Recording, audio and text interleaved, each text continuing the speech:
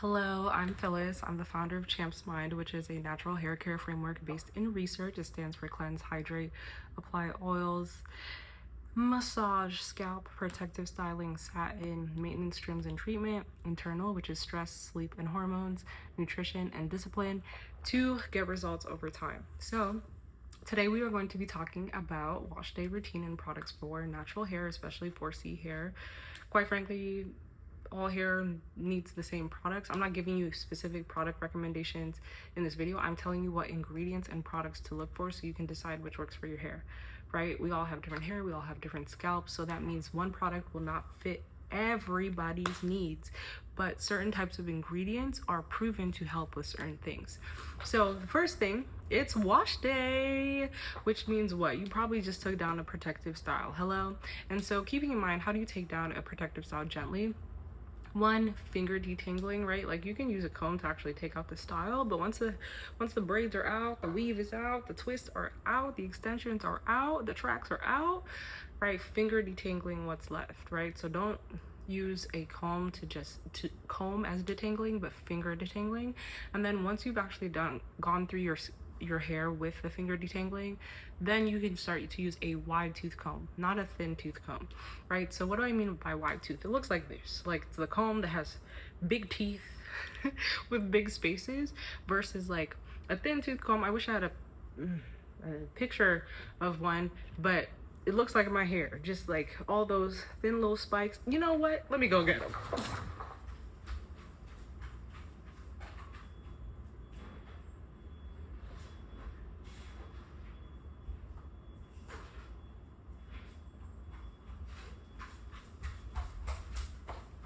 Here we go. Wide tooth comb. Wide teeth, space in between the teeth. Thin tooth comb. Looks like my hair. Literally. Like barely no space, bruh. It needs like one hair at a time. Like this is really good if you want like a slick back or something where you really need to straighten out every single individual hair, but this is not wash day. This is not a wash day comb. This is. And even this should be used minimally because your hands are the best comb you got. So when you are combing, comb from the ends up. Yep. Yes. From the ends up, because if you come from the top down, then you're just combing the knots downward until they rip out your hair. But if you comb from the ends up, then you can reach the knot, detangle it a little, and then keep going so that you are detangling as you go up to the knot versus pulling the knot down and breaking your hair off. So the first product I will recommend is pre-shampoo, specifically African Pride pre-shampoo. I use this every wash day. If I don't use it, wash day is not gonna go okay.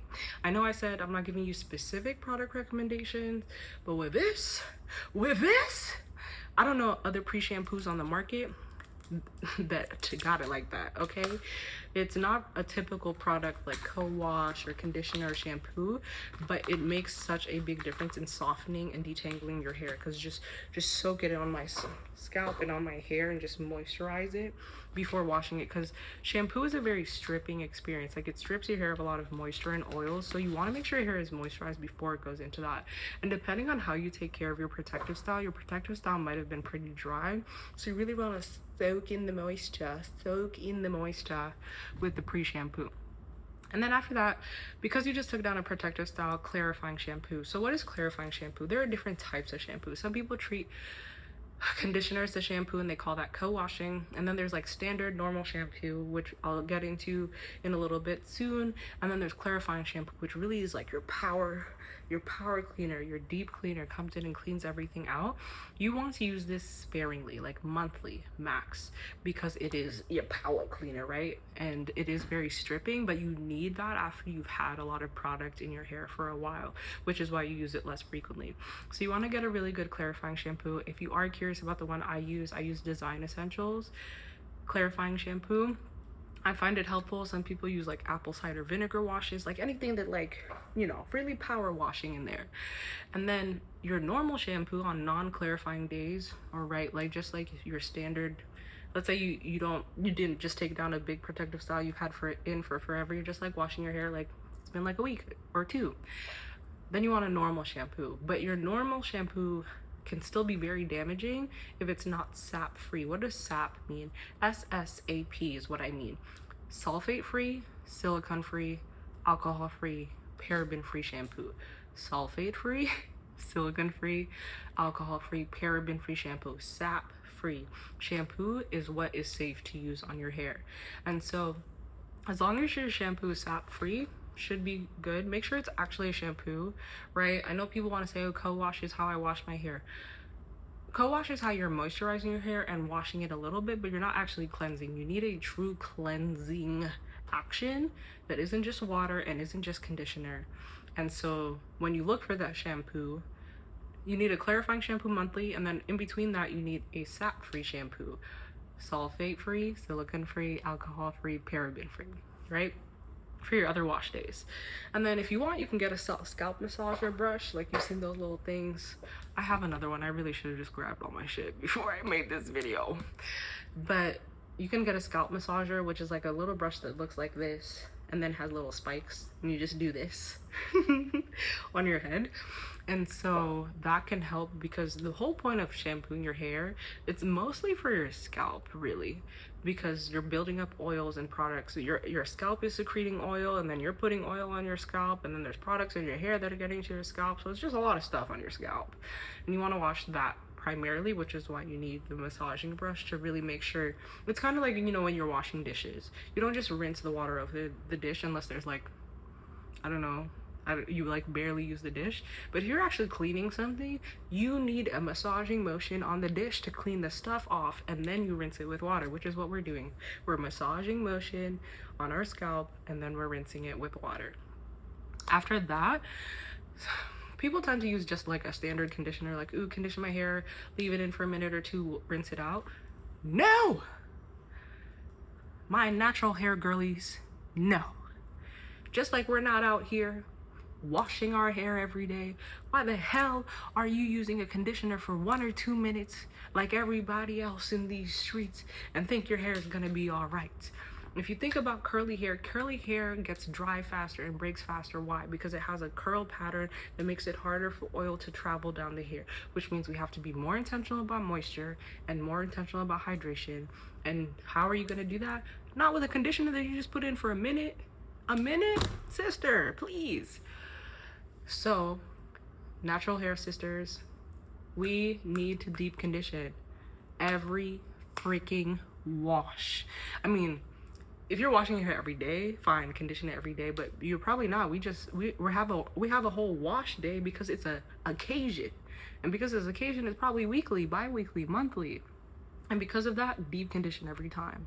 Deep condition every time. What is a deep conditioner? Deep condition doesn't mean that the ingredients say deep conditioner. It means you are literally letting it penetrate deeply into your hair. How do you do that? With a heat cap.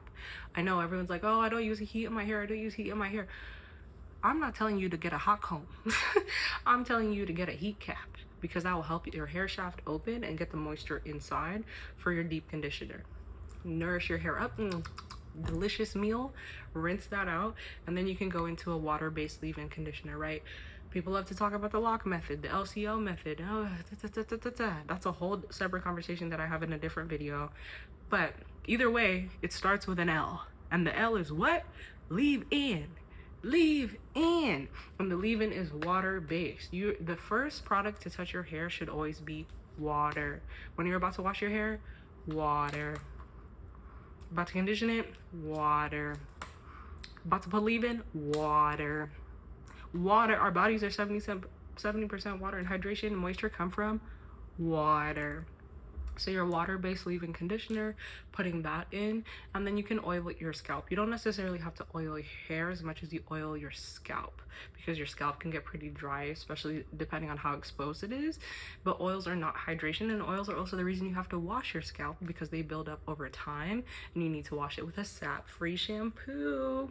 So those are the products. A pre-shampoo, well, I'm talking about the products on the hair, but we can talk about the wide tooth comb. We can talk about the scalp massager. You want to get a microfiber towel if you're drying your stuff off, but I prefer to let it naturally air out. But you still maybe might need a towel on your shoulders so it's not dripping into your neck. microfiber towel because cotton towels can be very drying.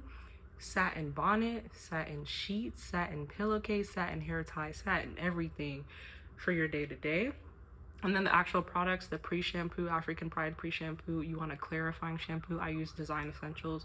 You want a sap-free shampoo, sulfate, silicone, alcohol, paraben-free shampoo.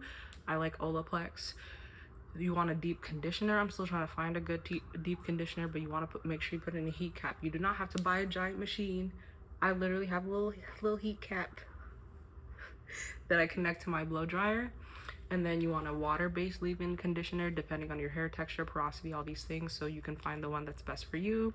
And then you want to oil your scalp. In terms of oil, the oils that are effective for hair growth are rosemary and peppermint, and the oils that are effective for hair thickening, moisture, and retention are castor oil. So I use an oil that is a combination of all three, and if you use oil, you'll probably see one of those three ingredients on your oil list. So people want to talk about this miracle product, this miracle product. All our miracle products have basically the same core ingredients, which are usually going to touch rosemary, peppermint, castor oil at the very least, and then maybe some other things added on top of that mixed in. Yeah.